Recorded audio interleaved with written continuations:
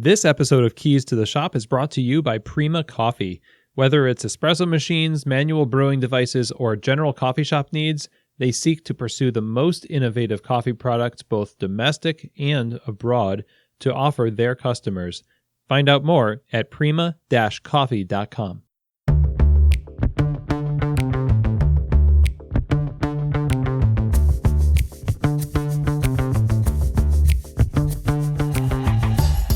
This is Keys to the Shop, episode number 35, The Consumer Revolution with Kevin Sinnott.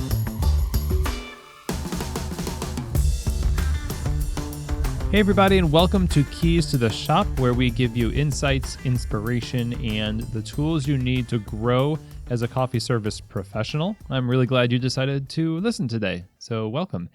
My name is Chris DeFirio. I'm your host, and today, as you might have guessed by the title of the episode, we are talking about consumers, enthusiasts, the people who love coffee, seek to learn more about it, but they don't work in coffee.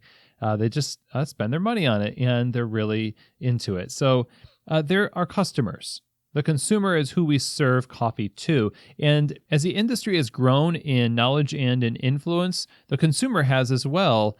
And with the internet full of information and coffee classes being offered both online through videos and also in the stores, in retail stores, and many of you probably have coffee classes offered at your retail location, the consumer today is better informed than they ever have been, and especially today are just pulling a lot of weight. And as the consumer grows in their knowledge, in their ability to make better coffee, we really are seeing a consumer revolution.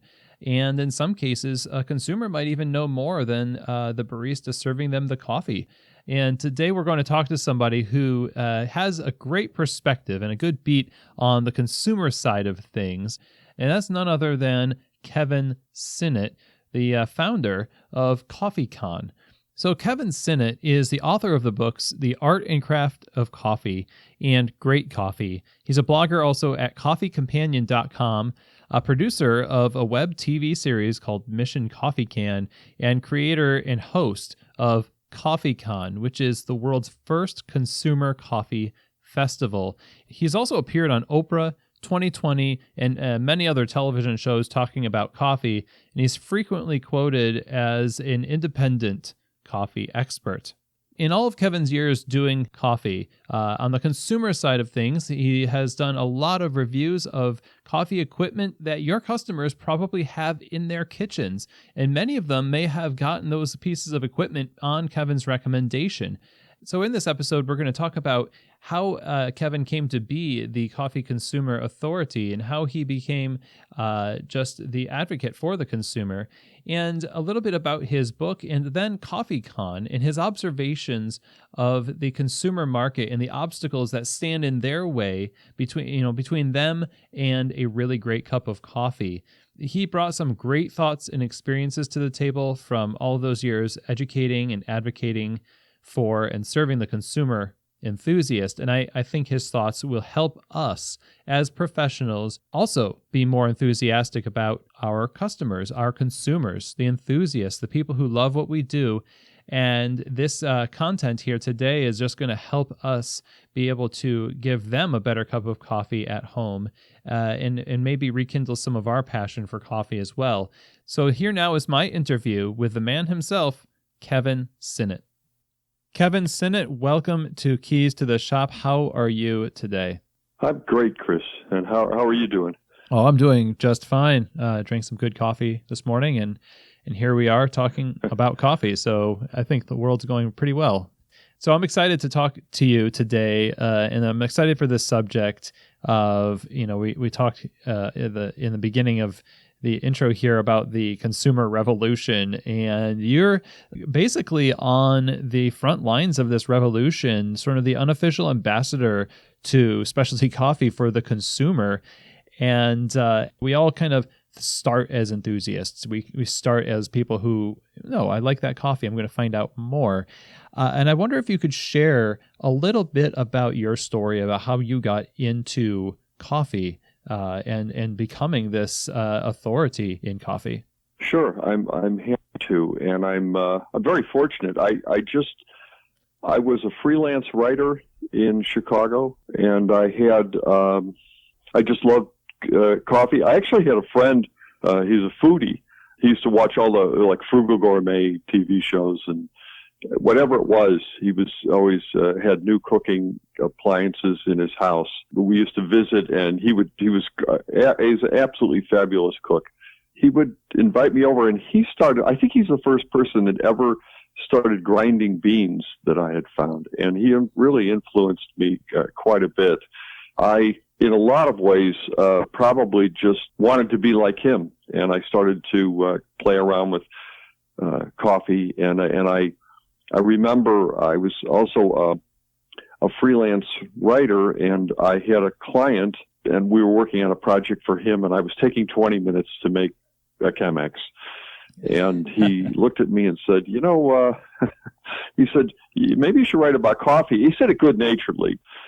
So that weekend, I made up a little newsletter, and I wrote it. I modeled it after what were stereo magazines at the time, like audio, Stereophile and Absolute Sound. And I wrote them with a sort of an attitude and kind of a pithy attitude, but I tried to put some wit in it so that it was really clear that I did not take my character completely seriously. But I reviewed coffee makers and coffee, and which I think is analogous to audiophile stuff. And I gave it to my friend. I made it up like it existed, and I had a designer, a friend of mine, kind of add some cute illustrations, and we called it the Coffee Companion. And I gave it to my friend, and he sent it to USA Today, and they published a blurb about it. And all of a sudden, I had a mailbox full of requests for this newsletter that really didn't exist. So I ran to a quick print place and had some printed up. And it was hard for me to meet publishing deadlines. I've never been a good deadline guy, but it was fun, and I had a lot of really good and loyal subscribers to that newsletter. I'm sure they're still hoping eventually to get their subscriptions fulfilled. We've gone online now, so really I have continued it, but I can't afford to print it anymore. We also had orders from like bookstores, because Borders and Barnes and Noble at the time, and they would put like one or two copies in the bookstore, and they would always sell out. We had a 90% sell-through, which is unheard of in publishing. Nice. The reason it was so high is because people just knew. I understood this. They knew looking at it that this guy's so fly by night, I'll never see it again. I'd better grab it. So if my kind of audience, and I knew I had succeeded when I went with my wife to a doctor's appointment once, and the doctor, with a room full of other patients, the doctor closed the door and proceeded to talk. My wife's a little put off, but he proceeded to talk to me about coffee. Nice. And he was making notes on a prescription pad in front of him. And I knew we had succeeded because I found my audience, and they're people who were kind of geeky about coffee. At the same time, I like to think people who weren't geeky about it would still enjoy it. Anyway, from there, I met up with I would read all the other coffee books. Of course, I read all the Ken David's books and anybody else who wrote anything about coffee. Tim Castle. Let me see if I can name drop a few more. They're guy from a Corby Comer. I read those books, and I would call the people that were mentioned in those books and see if they would talk to me about coffee. And eventually, I started kind of interviewing those people. And my interviews were real fun, just like this one is taking place.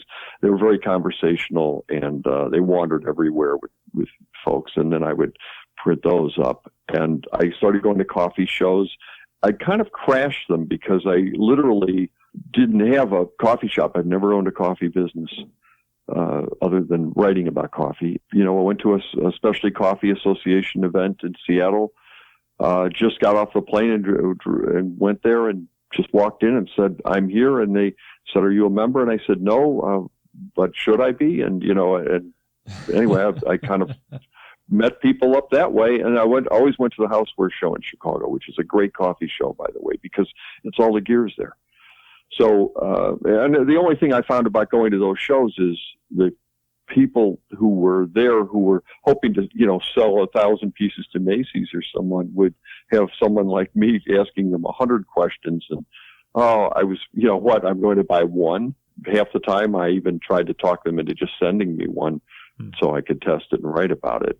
And my reviews were, and are to this day, I think, pretty definitive. I don't think I've ever had to take a review back. Wow, bravo. Partly because I'd use as much objective criteria as I can. I also spend an enormous amount of time on reviewing. I can't stand, I don't know, you ever see those reviews on YouTube? I'm not talking about coffee, just anything. The new car smell is intoxicating. I mean, that's what happens to reviewers. They're always like, they're just like someone who's just been to a prayer meeting for the first time. And it's touching in a way, but it's also obnoxious because you're not getting a really good look at it, and just everything's solved by this gear, and they haven't had a chance to live with something long enough to have little things go wrong, or little annoyances that really turn into, I've oftentimes written a review the day I've gotten a product the same way, and they're full of gushing superlatives about the product. And then I sometimes will go back and read that review after I've written my final review, and it's shocking to me.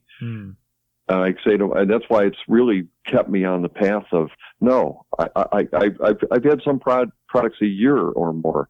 And of course the companies can't believe it. They're like, you haven't read that review yet? No, I haven't, because, but I need kind of to live with something for a while and see what it's like. So wow. I have a pretty good track record due to that one thing. Well, I imagine you have built a lot of authority by being that kind of reliable for people, a voice of honesty and just thorough due diligence with a product is much more valuable in the long run than something that's just, cheaply attained. It is.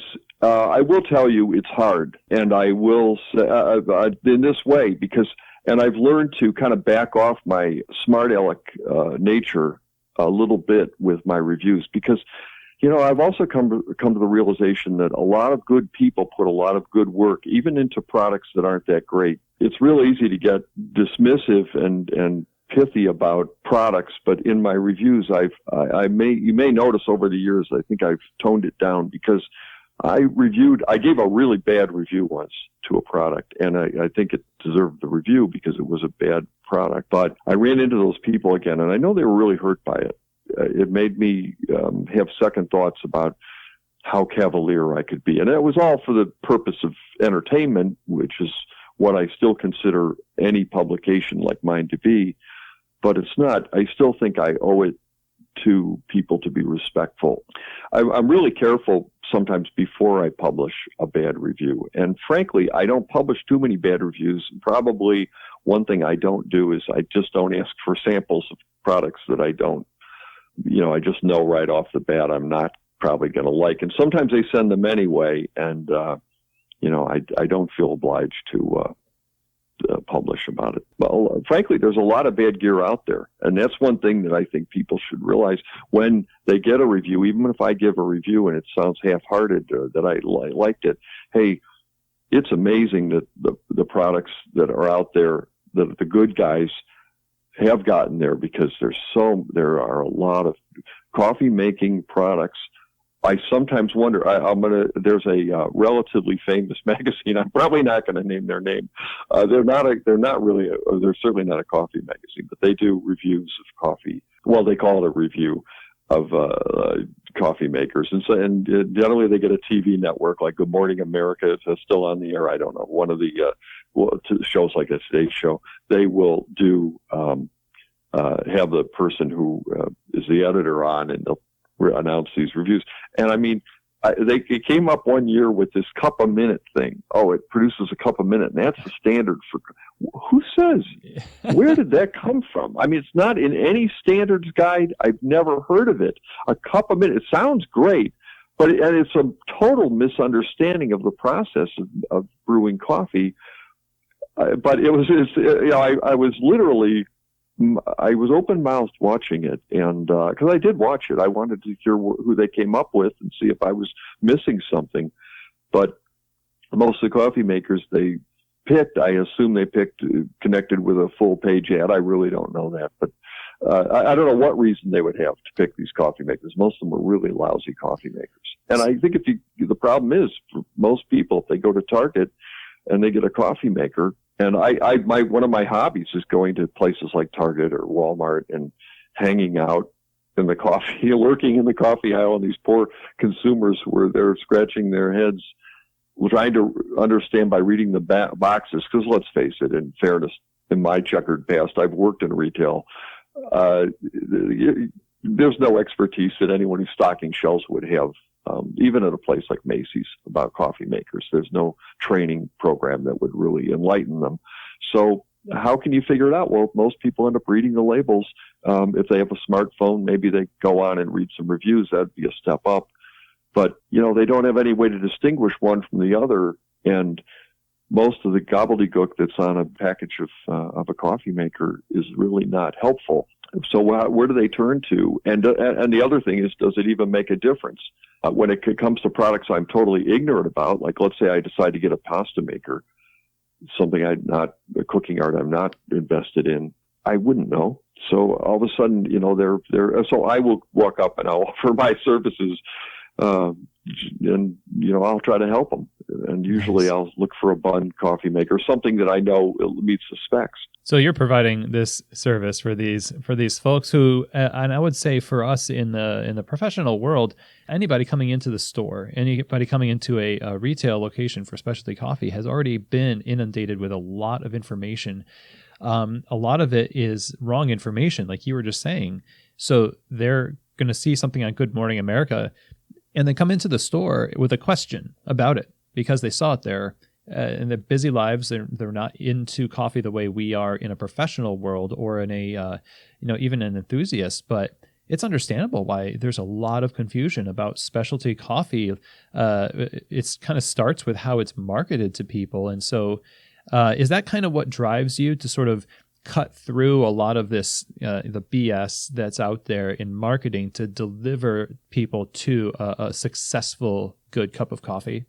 Yeah, it is. It really excites me and motivates me because, and I want to explore what I think was a prevalent myth in the industry when I started writing about coffee, which was in the early 90s, I think 93, 94 was my first published article. And I did a review of the Technivorm or the Chemex. I can't remember which one was in issue 1. And these Chemex was really off the radar at that time. I mean, no one was using Chemexes. But it's that the gear is the brewing process. 70% plus of coffee in America is brewed and consumed at home, and that is an enormous majority. And all the attention goes into, and the specialty coffee business, by the way, is just as guilty of this. It's very easy to get excited by the romance of the beans and the different coffees, where it really should be, and I'm going to borrow from being an audiophile and say, if you really analyze this, the coffee maker equipment is just as important as the coffee itself. If you're analogizing it to sound equipment, for instance, if someone gives me an LP of a great, a band recording, I can play it on the cheesiest cross-lead turntable that you can get probably at any big box store now, or I can play it on I know people that spend $2,000 on their stylus for their turntable. And that's not mentioning the amplifier it goes through, the speakers it goes through, etc. What a different experience. And they're both the same piece of vinyl, and yet one extracts so much more. And it is extraction, just like coffee making equipment. It's changed somewhat because, after all, with all the barista competitions, we certainly are aware that brewing the coffee is as important as what the coffee is to begin with. They're really equals. I mean, they're just equals. There's nothing about it that denies that. Because really, you can't get it. You can't just put a bean in your mouth and get that extraction. It has to be, there's some sort of intervention that needs to happen, a series of interventions to transform it into the liquid that we consume that's called coffee. And that realization changes things. I actually got into an argument with someone who's quite prominent in the profession once. It was a relatively friendly argument. We didn't get physical, but it was heated, and it was about. They were arguing to me that I think less how it's brewed is you get obsessed with that, and he said I don't think it's as important, and it's equal, and really, and then to their credit, this argument went on for a couple of days. And then they came in one morning and said, "I just want to tell you, I purposely brewed something casually yesterday that was a really good bean, and I agree with you. It is important, equally important. And from then on, so everything I would be friends with them anyway, even if I have a lot of friends that I don't agree with half of what they believe. But this one was a core issue for us." And I think that people don't realize that. And I think the industry itself doesn't always realize that. I think, and when people, it's very easy to get distracted if you own a shop that sells beans. Of course, that's your product. And you may even look at it as, I don't necessarily want them spending, $200 on a grinder because that takes away from their coffee allowance. Everyone's got their budget and life divided up, somewhat, even if it's informally. Or as they spontaneously they ignore it. The fact is, people have only so much to invest in any culinary art that they have that they're enjoying, and like their wine collection, they have only so much to invest. Well, wine doesn't require that. It's a big difference in the wine business. People in the coffee business love to imagine coffee's beer, or craft beer, or wine, particularly because wine is such. Everyone dreams of being able to sell a $300 coffee. Sure. I'm sure George Hall has had that dream, and there are coffees I've had that probably deserved it, but they've always been brewed properly, and that's where I don't think I think coffee and wine are separate, and I think coffee's more like as much as the wine coffee business likes to imagine itself like the wine business, and in terms of complexity, totally, I agree. But in terms of process, no, because you can be a wonderful wine collector. I know some wine collectors have beautiful collections of wine that I could only dream of owning, and pop that cork off. But that's all they have clean glasses and these wonderful wines. They don't need a lot of gear. It doesn't, and coffee's just different. They're not going to be identical because coffee always has that inner step until we can come up with a way, and I certainly met, we actually had a presenter at a CoffeeCon who brews coffee and then packages it in such a way that the claim is that his claim would be that it's the best way to enjoy coffee. It's perfectly extracted. He's done all the work for you, and all you need to do is take this little pouch and put it in hot water, and it will bring it back. Now, having said that, and his product was pretty darn good tasting, I don't think that's solved it. And I still think people need to learn to brew coffee. When I hear you talking about the analogies, first of all, I love analogies, and this, the audiophile analogy, and I know that a lot of people kind of look down on the analogy of wine sometimes, but and I hear where it breaks down is that in the brewing process, and that's where this whole disconnect happens. Where in the industry we have flavor notes on the bag, because we've brewed it with precise equipment and we've extracted all of this stuff from it. And the consumer oftentimes is missing what we have chosen that coffee for. And so what you've done essentially is created this movement or not created. There's a lot of other people involved for sure, but you've spearheaded a lot of this effort to create and democratize information on what proper brewing is and what equipment is good and which was not good. And a lot of that is in your book, The Art and Craft of Coffee. When was that published and how has that been received? Is that kind of the gap that book is meant to fill? How old is that book? Let's see. I wrote that in, I'm going to guess it's 10 years old. If I'm off by a year, I think it's 10 years old, and it's in the English edition, and it's published in Korean. And I really am proud of that book. I had written a previous book, which was much more casual and anecdotal and had a lot of fun stories in it. In fact, some reprints, of rewrites maybe of articles that had appeared in the Coffee Companion, but called Great Coffee. But Great Coffee, but the Art and Craft of Coffee is really far more definitive. And yes, my effort was to bring brewing into the same level as teaching people to kind of taste coffee. I don't consider myself a tasting expert. I really like a good cup of coffee, but that's pretty darned simple, and I'm not a Q grader. I'm not someone who's the last thing in the world I would want to do is get up in the morning and start going through analysis of finding certain tastes in coffee. I'm not about that. I really just enjoy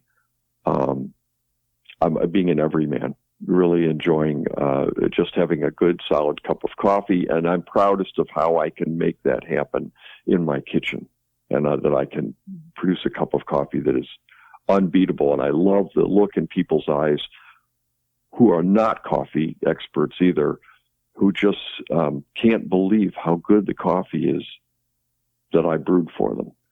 and I love that. I just love that experience. To me, that's it, and that's really is part of why CoffeeCon has a really important to me tone to it of just looking for enjoyment, not getting super analytical. Even though certainly some of our presenters that we bring in are of that nature, and I'm happy to be the person who's the matchmaker who brings them together with the right audience.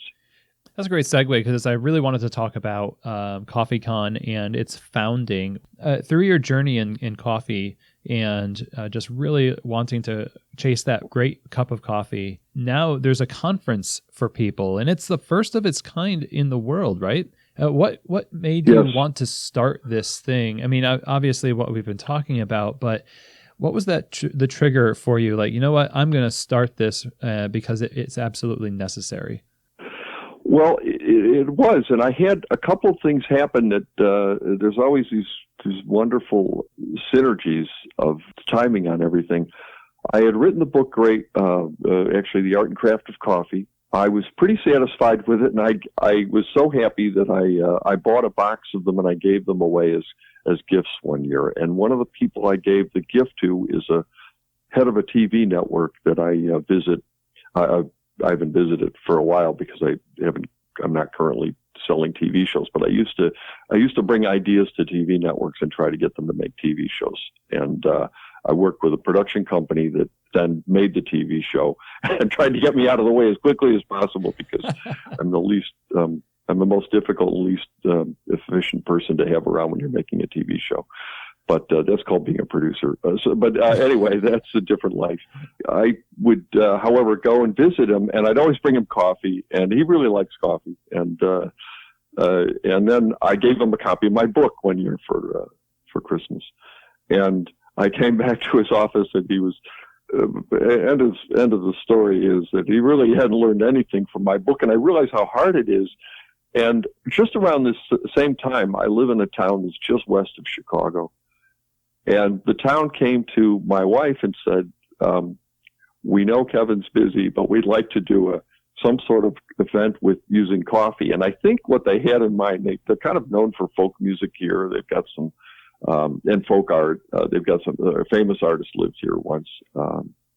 Who his name escapes me right now, but this is 100 years ago. I mean, this, anyway, so they kind of wanted an art, music, and coffee event. So my wife Pat said, "Oh, I'm sure he'd really like doing that." And she came and approached me, and I said, "Yes, let's do that."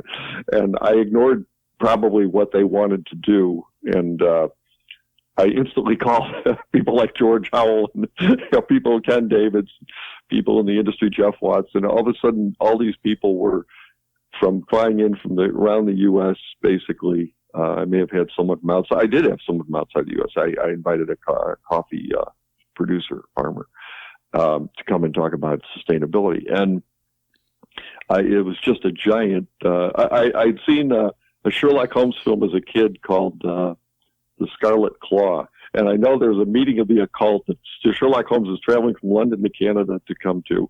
And in my mind, that's what CoffeeCon was. It was a meeting from that movie of these great coffee experts and minds all getting together to really talk about coffee. No trade stuff, no cash register software, no employee management tools, nothing that would be construed to be helpful to the trade at all, except just the enjoyment of coffee for consumers, and at a real high end, and just thinking about it on the audiophile level.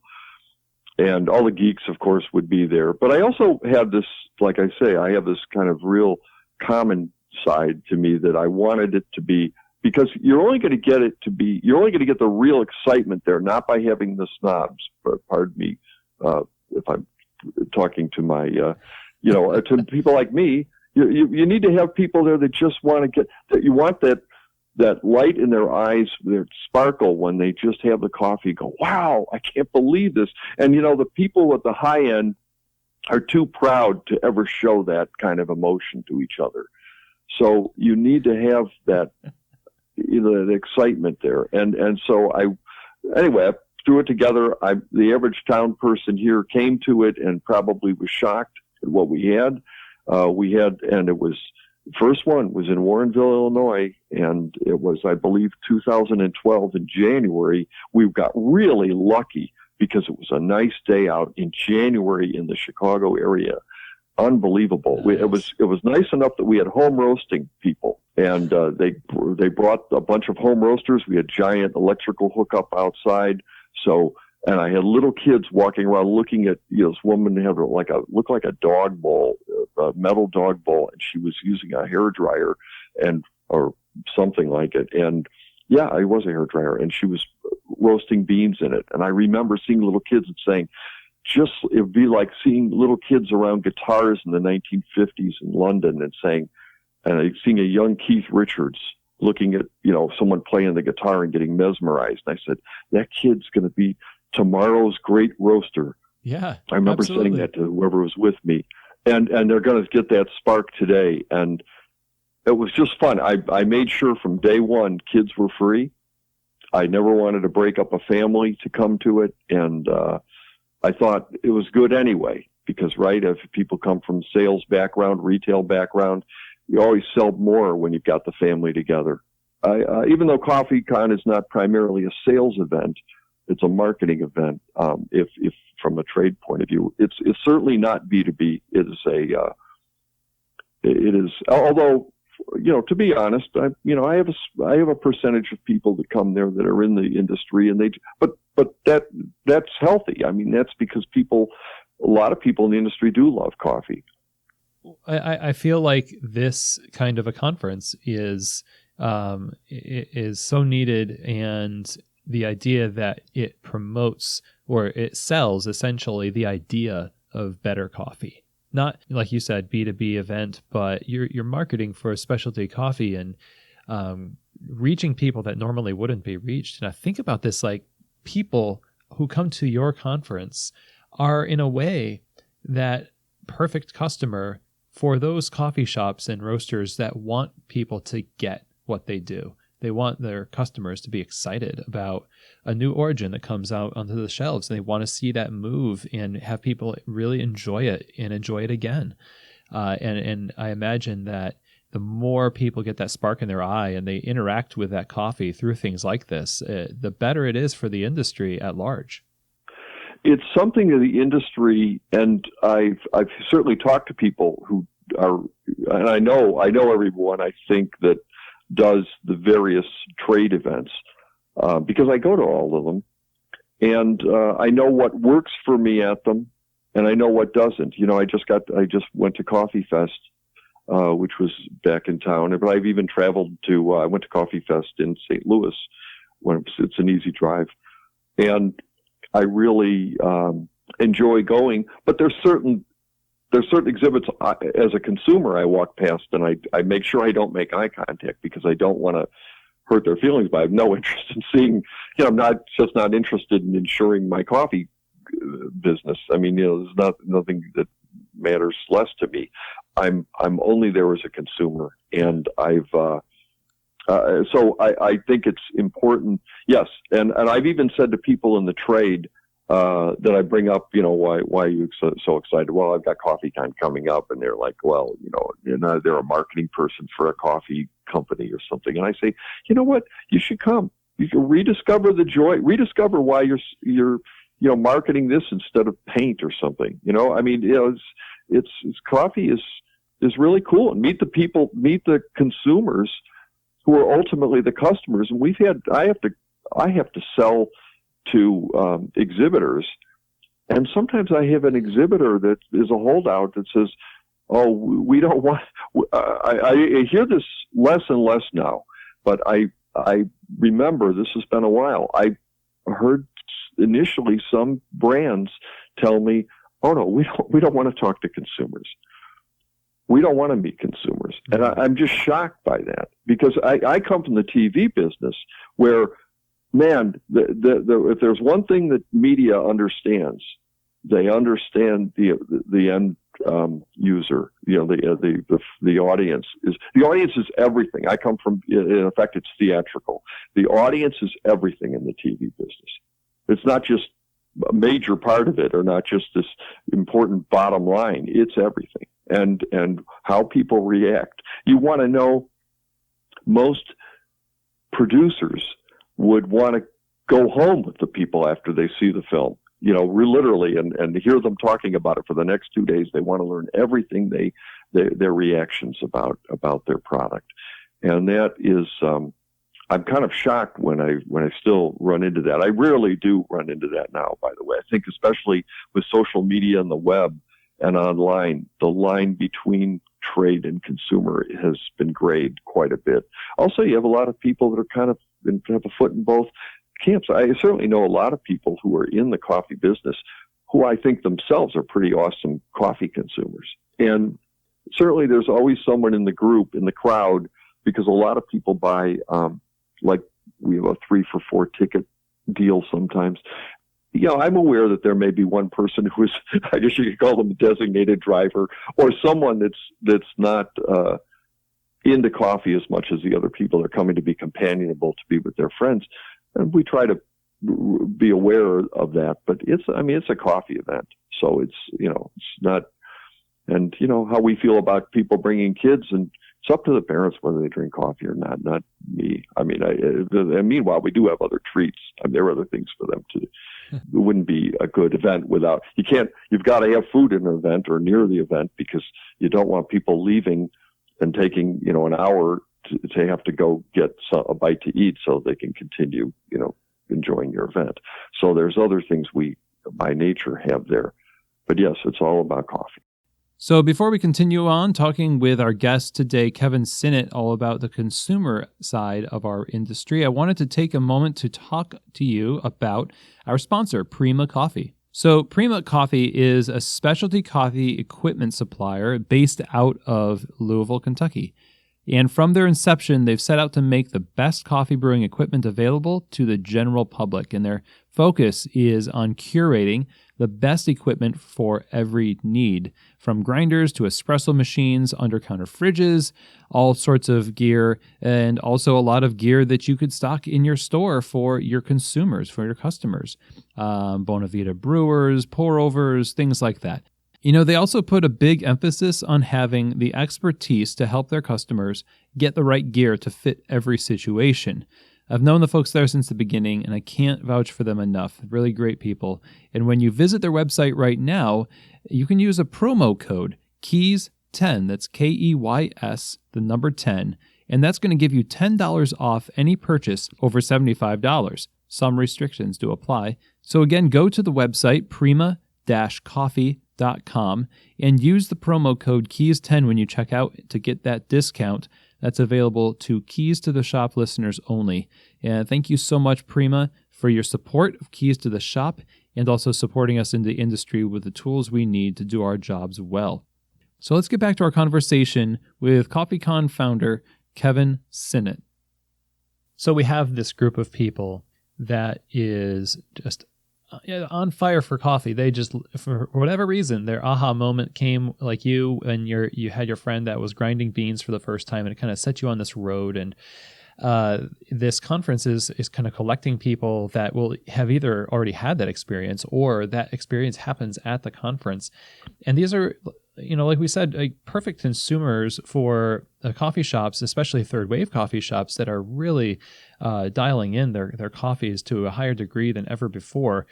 And that's kind of like that consumer revolution, is that graying of that line that you had mentioned before, where we're now, in some cases, I even think that a consumer who is motivated enough will know more than the barista who's serving them the coffee, because the information is out there and they love the coffee.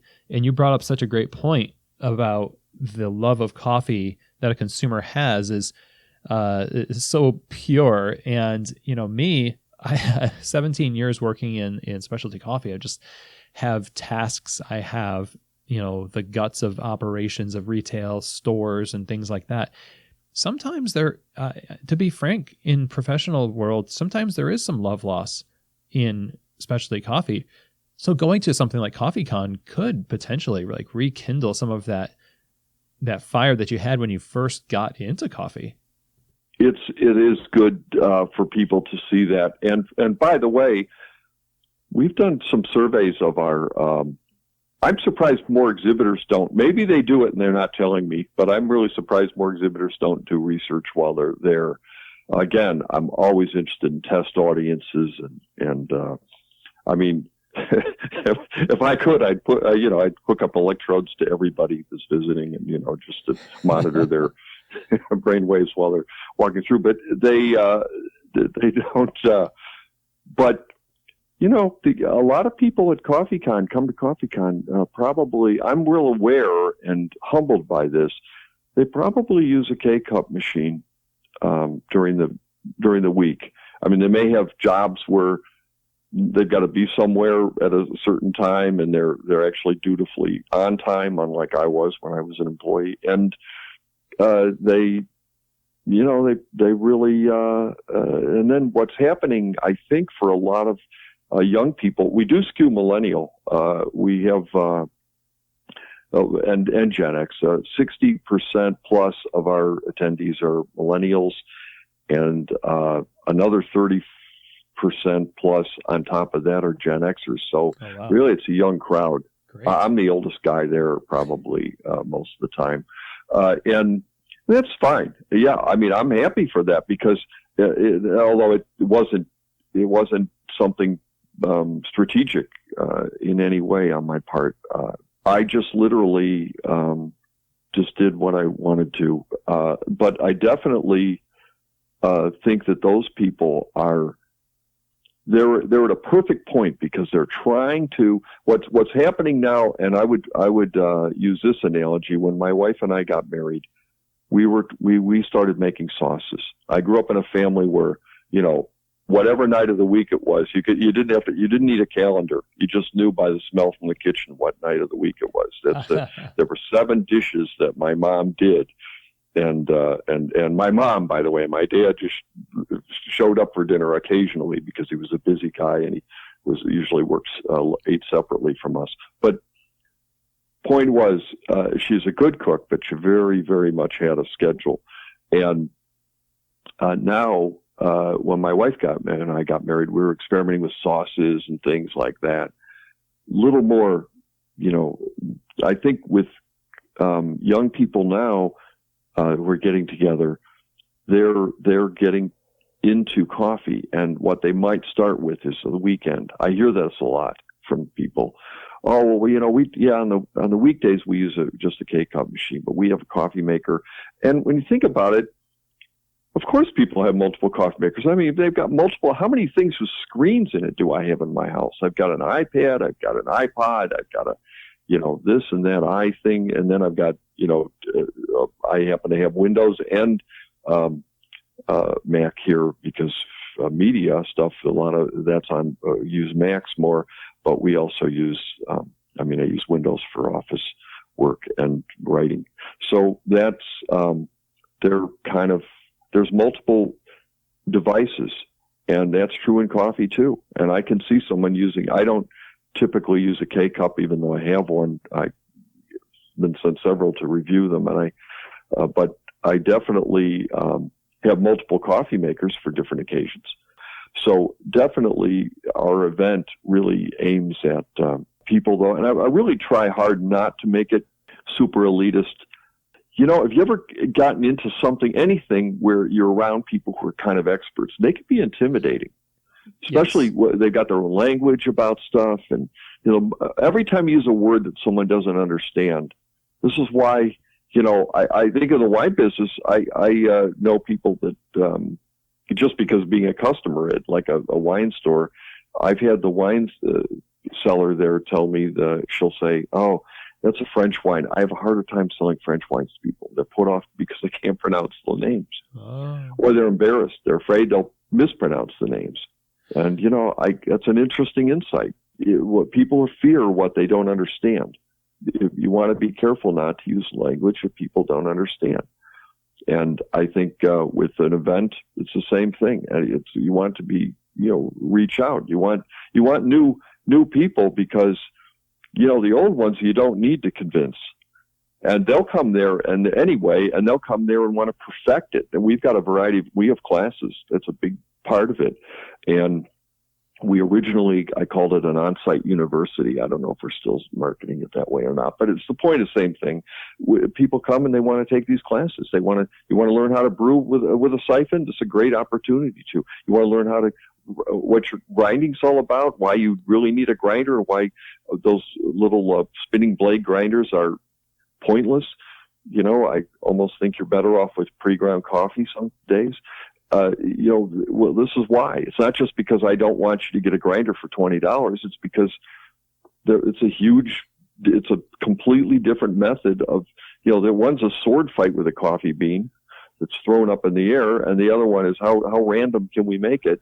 And the other one is a process where coffee is ground between two precisely distanced burrs, and you're going to get a much better grind, and you're actually going to be able to make the same grind every day when you use that setting. Well, that's a huge difference to consumers. Well, how would they understand that? Well, because our grinding class will explain that.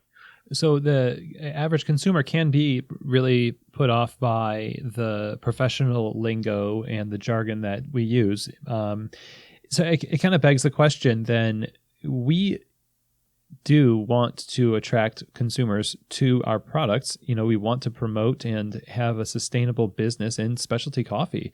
We want people to have a good cup of coffee. What, from your perspective, just interacting with people during CoffeeCon and throughout your career in coffee, what are some practical things that we can do as professionals to help kind of bring people in, to not intimidate them and be better at advocating for the consumer? Well, I always think it starts with attitude. And who hasn't seen I know there's been even TV commercials about making light of snobbishness. And this goes back to old TV shows where, they'll have a couple go into a restaurant and there'll be a haughty waiter. This is old movies. You see this in films. Sure, So French this isn't waiter a or new something like that. concept. And it goes back to Jeeves. The servant is smarter than the customer or the client, whatever we looked at it. And it's an enduring comedy situation. But I think it's smart to be aware no one wants to feel foolish. I've had waiters hand me a glass of wine in a restaurant when I have ordered it, or the cork. And I'll be honest, the first time someone did that to me, I had no idea why they were doing it. But in fairness, that waiter was very good-natured about it and didn't make me feel small about it. Anytime someone, and I usually find this to be true, by the way, anytime I go into a coffee place and I ask the barista questions, whether brewing, usually they're happy to have me ask. And they're proud of the fact that they know something, and I do ask a lot of questions. My way of learning is mostly verbal and mostly by kind of interviewing people when I'm with them. And that's one way of observing something and saying, hey, why do you do that? I'm not challenging them. I just want to know, that's neat that you do that. Or why do you, oh, I see. It's interesting. You're circling the coffee when you pour the water over it. Is there a reason for that? Well, obviously now I know why they do that. But that's how people learn, and I think it's a great way. That's how I learned in the coffee business, was by meeting people and being invited to come to visit their roastery or their shop and see how they made coffee. And then eventually I became friends with them enough that I went to their houses sometimes and saw how they made coffee. I've had a breakfast coffee with many, people who are some of the top coffee roasters in the country and or tasters. And it's interesting to see how they enjoy their coffee. By the way, the surprising thing is how little snobbishness they sometimes have in their personal lives. I can think of having breakfast coffee with someone that is one of the top coffee tasters. I noticed right away he put cream in his coffee. He said, well, I always have the first cup with cream. It's just, it's how I grew up and how I have my coffee. And, I had a coffee with a bunch of tasters in Amsterdam once in the break room. And this was between cuppings. They were, spitting all the coffee out. They were tasting and making their notes. And then I noticed when we had breaks, they all put cream, they all put sugar in their coffee, and they none of them even thought about it. It was just we're having an enjoyable repast with each other, and it's not about no comments about analyzing the coffee. Mm-hmm. That was enjoyable as well, and I think making it fun is important, and being I tend to believe friendliness is a lot more powerful than any other impression someone can make, is that they're accessible. And we, after all, if you want someone to learn from you, the one thing people don't like is no one likes to feel foolish or feel inadequate. And if they even have any sense of feeling that way, it shuts them down. Mm. So and we don't want that. I mean, it's not a key to learning. It's not a key to spreading information. So, the most important thing. And I will say, I found very few people professionally that are like that at all in the coffee business. But I may be at a point now where, I'm anonymous often enough. I mean, I go to a lot of cafes and when I'm traveling and stuff, and the person has no idea that I write about coffee. I don't bring it up right away. And I'm not, that well known. So I am able to kind of blend in, and like I said, most people are really accessible, really fun about it. But I try to minimize it. I'll tell you a firsthand observation. It happened at CoffeeCon. It happened at a CoffeeCon Chicago, and it really upset me. I had someone walk up and say, "Is there any cream or sugar here?" And they were getting a taste of some coffee, and this is a good roaster. I know them, and I like their coffee. Mm-hmm. And for whoever it was wasn't someone I recognized, but whoever it was at their booth said, ma'am, I don't think this is the kind of place you want to ask that question. Oh. Oh my gosh. And I just cringed inside. Wow. And she was very good natured about it. She said, "Oh, okay," and well, first of all, as a matter of fact, we did have cream. We had sugar that was some sort of a high end, a sugar from a special cane in point of origin, and we also had cream that was from Kelowna Dairies. They're an Amish dairy in Iowa that specializes in. They're not. It's not even non-homogenized milk. My point is, it's not what we're about. And I asked George Howell once. As a matter of fact, it was him on camera for a video I did called Coffee Brewing Secrets.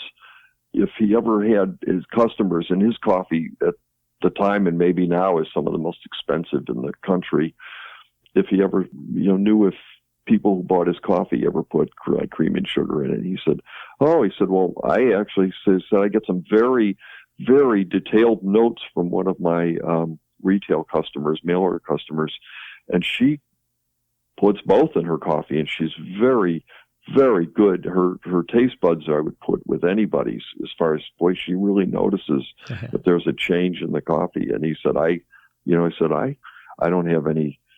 It doesn't bother me if people do, especially when I know I've got someone like this who, the most important thing to me is they're really enjoying my coffee and realizing how good it is. And she certainly does. She pays it and constantly orders from me. So, that was his response.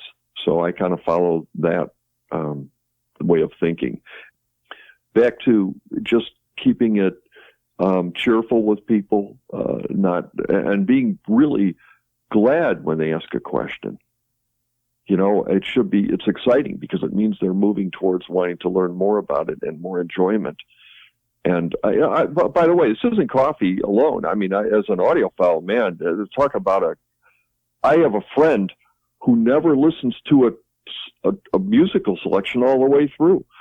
I've never heard a complete song of his, and I'm really excited, much more with someone who comes over, and if I play them, put a recording on, they're starting to play a little air guitar, and move around a little bit. That's the sweet spot, to enjoy music. It's a very sensate, things to enjoy music like that, or enjoy coffee. I had someone over, a friend of mine, couple that we haven't seen for a while, a week ago today, and I made coffee for them, and she had a sip of coffee, and she said, "Wow," she said, "I don't know the big words that you would use to describe it," and she said, "But wow, this really tastes like," and I can't remember what she said. Was it chocolatey or like a chocolate milkshake or something? Whatever it was fine. I said, "Yeah, it's a great explanation for what you're tasting. I don't know if I know a bigger word that would be better at describing, what I'm getting out of this." It was fine. I just didn't want her to feel like, don't worry about it. Just because you don't ever read a coffee glossary, doesn't mean that you're not qualified to say what you're feeling about something. I am just resonating with what you're saying, because so much of what we do in retail coffee is all about the third place, Ogden Berg's The Great Good Place. I think I'm pronouncing that name correctly. Ray Ogden Berg's book about coffee shops and barber shops and things where people meet outside of home and work. And it's all about enjoyment, enjoying each other. It's not simply about the product. And honestly, if it is all about analytics and correct pronunciations and things like that, then the love for that thing is really not going to last, and it certainly won't sustain an industry if you're not going to enjoy it, and certainly if you're not forced to enjoy it a very specific way outside of what you would prefer. So I'm really excited to hear all about the progress being made on the consumer front, and at CoffeeCon is kind of giving people an opportunity to interact with that thing, with that movement. And I think more professionals should go to events like this and like you say, be so thankful for the questions that they get. How can we find out more about CoffeeCon? I know you have one coming up in October. What's the website and a contact for that? Well, the best way to find out more about CoffeeCon is simply to go to coffee-con.com. I know it should be coffeecon.com. CoffeeCon.com is owned by a guy in Germany that apparently doesn't want to do anything with it, but wants to own the name. Oh man! Well, if you're listening, guy in Germany, maybe we need that name. I don't know. There's some listeners in Germany. Is he in the coffee business? In the event business? I don't know. I guess he's waiting for it to mature. But I have no idea what. Anyway, so we used coffee-con.com, and it really is. And then there's all the events we have. We typically. We have what I've tried to do is, by the way, we originally were, planning just to do it in Chicago. And I guess I was fantasizing the Monterey Jazz Festival or something, where it's known by the city and every year it's there. But then I realized that's a mistake. And I actually had a friend of mine, approach me and say, you should move around, because you want consumers, you want their families there.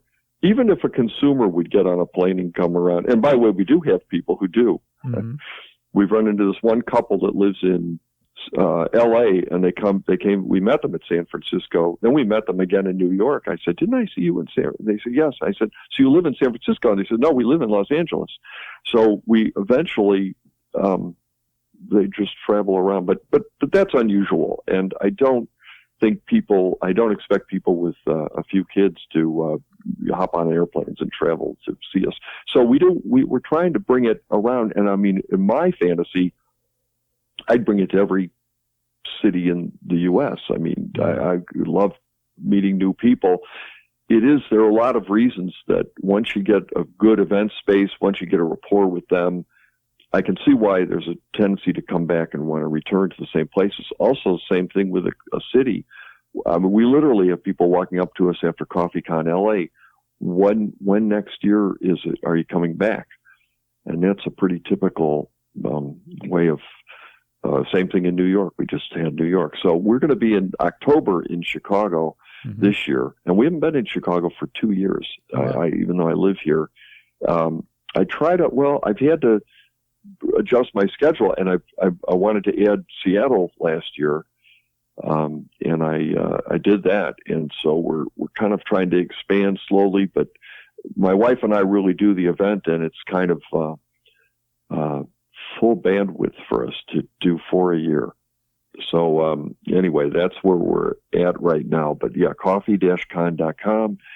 I always enjoy hearing from people. I think all my contact information is there. Thank you, Kevin, for just sharing with us. Thanks for the work you do and the work you guys do putting on these shows. And just thanks for your wisdom and giving us this perspective from the consumer side of things. I know that we're all going to be a little wiser and a little more motivated to just be excited and welcoming and work on how we embrace the consumer. Well, thank you, Chris. Thank you for reaching out and having me on your show. And I really like a lot of the work you're doing, and you're helping spread the word, and you're very thoughtful in your interviews, and I really appreciate that. Well, it's really great to hear from the perspective of someone who has been so involved on the consumer side of our industry. And my thanks to Kevin Sinnott again for joining us on the show. We really appreciate your time and your insights on these things. I think more and more as professionals, we are focusing on delivering experiences that are accessible from brewers and grinders that we sell and the classes we teach in the shop. And Kevin talked about brewing as equal with product quality. And that's an interesting thought. It's really important to really mull that over, because all the work that we do on the coffee before it gets into the hand of the customer is brought to nothing in the kitchen. And we all feel that pain, and we have all had that customer tell us, we can't get it to taste the way that it tastes in the shop. And so, it's really important to teach people about how to brew coffee and what devices to use. from drip coffee machines available for the home to pour-over coffees, their perspective is shaped heavily by marketing, and we often have to fight to undo some of the things that they believe about coffee, but also things that they believe about what a brewer can do, and some of the things that we have to tell them a brewer can't do, like make bad coffee good, or make inaccurate doses magically correct, and things like that. It's totally understandable from the consumer's side of things, and that's why I'm so thankful for CoffeeCon and events like it, and the efforts geared toward consumers in our industry only starting to increase more and more.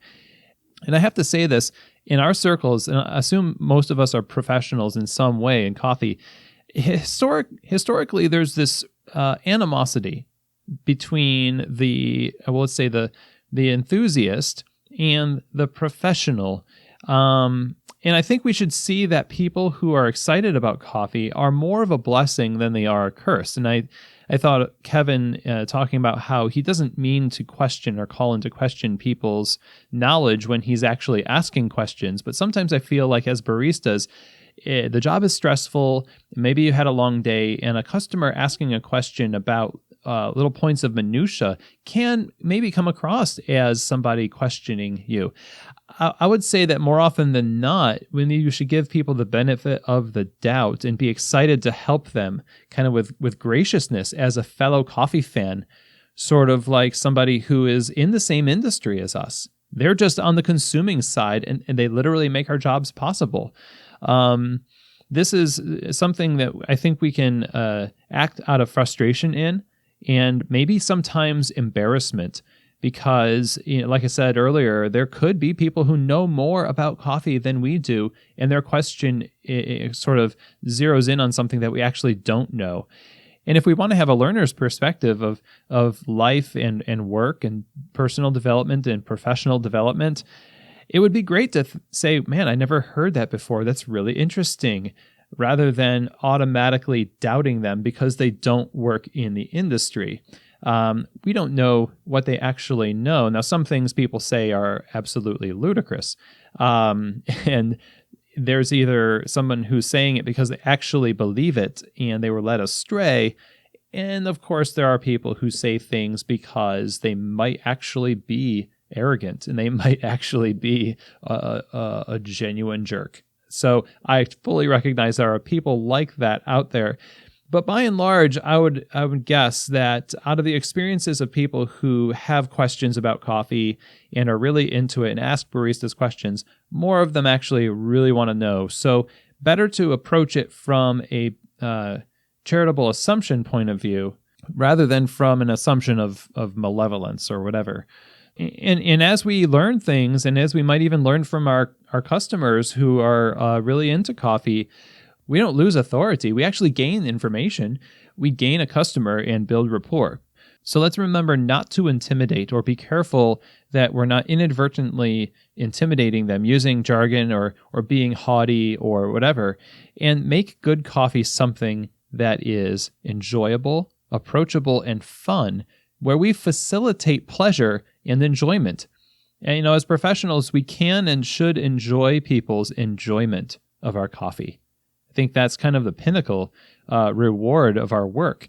And we are separated by a counter, but we are all vital contributors to this industry that we love. Now, if you want to find out more about Kevin's work with CoffeeCon and attend the next one in Chicago, if you're able to fly in, drive in, or whatever, you can go to coffee-con.com and find out more there. They actually, this year, had 4. One in Seattle, Los Angeles, and New York, and now this last one in October is in Chicago. And you can also find CoffeeCon on Instagram at CoffeeCon Event. So that's just look up CoffeeCon Event, and you can follow them there to find out a little bit more, follow some of the things happening at the upcoming CoffeeCon. And of course, you can also find Kevin's books on Amazon.com, like The Art and Craft of Coffee, which I recommend you go out and get that book and add it to your coffee library.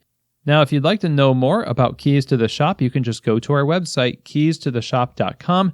There you will find all of the downloadable PDF notes, the show notes that we have for every episode, where I make an effort to write down the most important points that the author or the guest or myself have made during the podcast, and put it in a downloadable format for you as a kind of a study guide, if you will, if you wanted to have something printed out from the episode.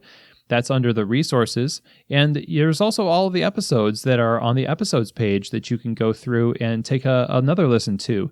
Just a couple of the episodes from that list that would be related to today's topic and very helpful to listen to would be episode number 19, 10 Reasons to Love the Customers, and also episode number 30 with Casey Underkoffler of the Bachelor Farmer Cafe in Minneapolis, Minnesota, talking about matching your service or raising your service up to the level of your coffee's quality.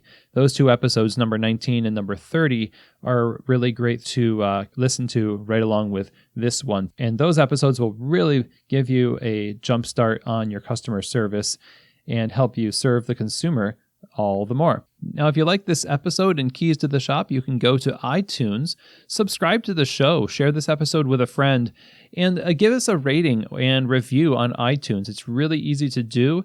Just tell us about what the show has done for you or for your shop that has made an impact. That would be really fantastic to hear from you, and I really appreciate that. So thank you very much. And you can always reach out to me, Chris, at keystotheshop.com, with any messages that you would like to send or questions, etc. So go out there now and get enthusiastic about the consumer and let their love of coffee fuel your shift in your work. The coffee shop is a vital key component to any society, and when people gather around a common love and spur one another on, that's where we grow and we prosper, both in specialty coffee and in our lives. So once again, thank you for your time, and as always, I hope that this episode has given you keys to the shop.